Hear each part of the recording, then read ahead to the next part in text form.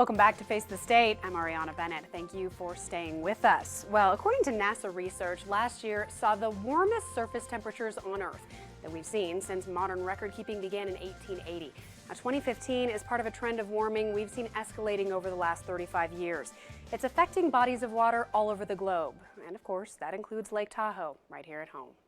So we have Julie Reagan and Dennis Zabaglo with the Tahoe Regional Planning Agency here to talk about that. Thank you both so much for coming on the show. Thanks for having us on the show. Okay, just to start us off, maybe you can tell us, how would you rank Lake Tahoe's level of health right now? Our lake is healthy. We are so fortunate to have one of the most beautiful, well cared for lakes on the planet. So we're ahead of the game, I think, to a lot of other places in the world, but we have a lot of crisis underfoot right in our own backyard with warming temperatures, as you mentioned, warming air. We're looking at a perfect storm potentially with climate change going forward, and what that means to the health of the forest, our invasive species in our lake, and a lot of other factors. Okay, so I think because it's not always apparent, especially with small temperature increases, what exactly changes with the lake's ecosystem? A lot can change. For example, right now we have one of the leading aquatic invasive species programs in the country. And so as the lake warms, it can have more algae that would bloom on the lakeshore. So if you go to the beach and you see the green algae on the shoreline, you might go, huh, that's a little unusual for Lake Tahoe. Well, that could be a driver from climate change. So invasive species, our prolonged droughts could have a huge effect on our forest. And dead and dying trees mean they're more hospitable to bark beetles, which then create tree mortality. There goes the increase of wildfire, and hazardous fuels are a major issue in Tahoe. So there's a number of factors that are at play. What's the temperature difference from where it should be to where it becomes a problem? How much range is there? Well, it's always variable, and we're fortunate that we have 39 trillion gallons of water in Lake Tahoe, but we've had 3 very dry years and some of the warmest recorded air and water temperatures. And what happens is that the lake does not mix fully, and so when the lake doesn't mix, we could have potential dead zones down the road. So it's something that we're all very focused on and working toward a solution. We're fortunate that we have great minds that care for Lake Tahoe. We have University of Nevada, Reno, and Desert Research Institute right here in our backyard, working with our program managers like aquatic invasive species. So is it just even 1 or 2 degrees that can make this difference? Yes, just a few degrees. We're not there at a tipping point yet, and we're working to make sure that we don't get there to the degree that we can affect global climate change. I think what's important for everyone that cares about Lake Tahoe is that we just need to focus on what we can control in our lake. And one of the things we control is invasive species. And that's one of the things we worry about with climate change. Are new species going to be able to establish themselves in the lake that maybe couldn't have prior? Or the species that we have now, is their range expanded because of warming water temperatures? So that's something we constantly monitor. Yeah, it's a scary thing, definitely. And that all affects the clarity of the water. I know for a while there, the clarity of Lake Tahoe was declining, and then there was an initiative put in place to bring it back. Where do we stand now? We're in good shape. We're at about 78 feet of clarity. So if you look down, you can almost see 100 feet where it was in the 60s. Of course, that's threatened with these new stressors on the lake. And the actions that we all take have an impact on that. So we have a good track record of bringing back the clarity, but the lake doesn't turn on a dime. So we have to be ever vigilant and look at the long view. It doesn't really help us to look from one year to the other because there's lots of variables. In years of drought, we actually see clarity increases because there's less polluted runoff that's running into the lake. So that's an interesting contrast in terms of the lake's health. But we're doing really well. We're looking almost at 80 feet of clarity. And when you compare that to, say, somewhere like Crater Lake, which is a national park in Oregon, where you can see 100 feet, and we have millions of visitors, we have a community, we have a $5 billion regional economy. We think we're doing pretty well, and we're really proud of everyone's work that goes into that. Well, it's good that I think people at Tahoe have kind of gotten ahead of the issue before it ever completely got out of hand. I mean, Tahoe is such a huge economic driver for our area, one of the biggest attractions here for locals and tourists. So I guess, tell me about some of the projects you guys have going on. What are the biggest efforts?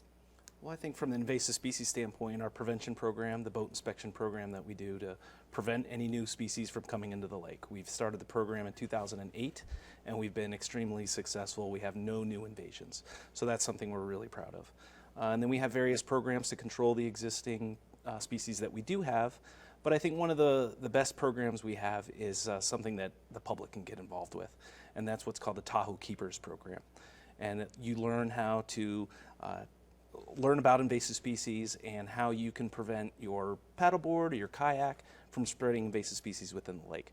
You go online, you take a short quiz, you watch a video, take a short quiz, and you become a Tahoe keeper, and you can prevent invasive species from spreading in Lake Tahoe. The paddleboard thing didn't ever really occur to me before. Is that a concern? Could you really spread invasive species with paddleboard? It's possible. Weeds, especially, that are existing in the lake right now, they can certainly attach to an oar or some part of the paddleboard itself. So learning to recognize that and not spread it throughout the lake. Okay, what do you do? Is it like just a thorough cleaning? Hey, you check it out, you take it off and throw it away. Really, it's pretty simple, but it's something that maybe you don't think about all the time. How big are they so they're easy to see? Well, they're plants, they're weeds. Oh, okay. So they're pretty easy All right, to so see. just make sure there's nothing clinging. Correct. No Klingons. Right. Yes, yeah, no Your Klingons, no paddleboard, Star Trek fans. your oars, or your kayaks. Okay, what else? What else do people need to know? How can they help? How can they Sure. participate? I think everyone has a role to play, and that's the beautiful part of Lake Tahoe. We all care so deeply about this lake. But if you are a motorboater, clean, drain, and dry is a message that we really try to promote, that if you come to Lake Tahoe, make sure your vessel is already inspected before you come to launch at the lake. In terms of getting involved with any number of nonprofit organizations, we have a program that the League to Save Lake Tahoe sponsors called Eyes on the Lake. You actually can train yourself online. There's an app for it where you can actually spot different kinds of invasive species. We have something called Asian clams. They shouldn't be here, and they're at various beaches around the lake. So just educating yourself, going online to our website, trpa.org, short for Tahoe Regional Planning Agency. We have a host of tips that people can familiarize themselves with and get involved. Yeah, I spent a little time exploring your website actually and found some interesting programs and things that people can take part in. One that I thought was interesting in an effort to reduce greenhouse gases, basically, was getting your home energy audited. Right. That's so cool. Tell me about that. Sure. That is an easy thing that any homeowner can do, because we all have our part to play. We may not affect what's going on in China, but we can affect what's going on right in our own backyard. So making sure your home is energy efficient, things like recycling, really simple things about transportation go a long way. We have huge transportation challenges in Tahoe. Everyone knows that goes to Tahoe. We only have a small roadway around the lake. We're not going to build big freeways. I mean, that was contemplated at one time. That's not going to happen now. So how do we move people around the many millions of visitors that come to the lake? Try biking more. We're building all kinds of trails and facilities. Instead of driving around the lake, try taking transit. So I think there's a number of things that anybody can do and have fun with it and make it an adventure and enjoy the lake in a different way that you might not normally. What about property owners? Is there anything that they should or should not be doing on their properties that can help with water runoff into the lake? Absolutely. We have a program of erosion control. We call them best management practices. And actually every property owner does that, where they allow water to percolate into the ground. So they might do simple things like installing rocks around the base of their foundation of their home. They might install filtration mechanisms in their driveways so that when runoff does happen, it's captured before it runs into the street, into a drain, and then ultimately into Lake Tahoe. There are 63 streams and tributaries that go into the lake, and all of that carries dirt and particles that make their way into Lake Tahoe, and that's what's causing the clarity loss.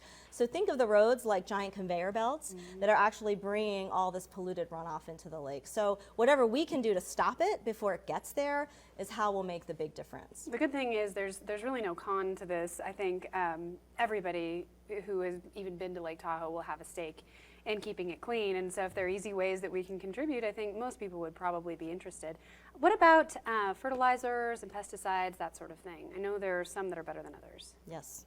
Absolutely. Phosphorus is a big issue with fertilizer and runoff. So we try to educate folks about low phosphorus fertilizer options. We have a handful of golf courses, and a lot of people ask us questions like, well, how do you allow golf courses on the lake? They actually all have very active fertilizer management plans where they're actually reducing the amount of chemicals that they put on to their irrigation, for example. So nitrogen and phosphorus are the nutrients that you're talking about, and just by doing things like planting native plants that require less water, that require less fertilizer, those are very easy things that homeowners can do. Okay. Do you have any specific message, anything that you really like the public to take away from all of this? Sure. I think that just being engaged, continuing to educate yourself. We have a very serious rumor mill grapevine at Lake Tahoe, and people sometimes call us with the craziest questions. All the information's online now, so I'd say get engaged, get educated, do your part. There's a lot of things that individuals can do. It's easy to get lost in the debate over climate change to say, well, there's nothing that we can do to affect it, but actually that's not the case. Take transit, stay on trails versus venturing off into sensitive habitat areas. So I think there's any number of things, and we just want folks to really educate themselves and call us to help. We're there. We work with 50 to 100 different agencies that are all actively engaged in saving the lake, and there's some excellent work that's going on. Okay, we have about a minute left. Real quick, do you have all the funding you need for all the programs you have? And if not, do you need donations? We do not. I would say continue to work with the federal delegation. We have a bill called the Lake Tahoe Restoration Act, and our Nevada delegation is pushing that actively in Washington, D.C. Support that, support the 2 states, local governments. Dennis's invasive species program has options. Yeah, we certainly could use more money, but we do what we can with the money we have.